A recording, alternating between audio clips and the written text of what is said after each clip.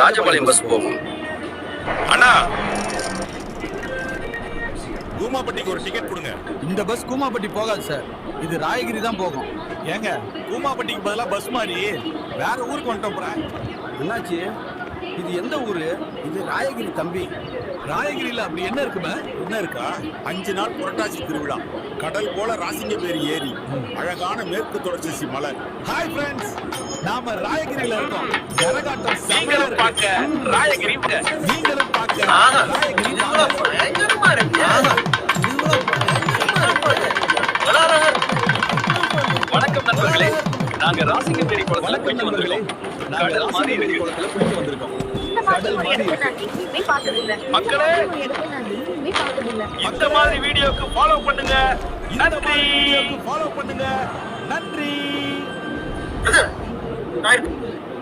brother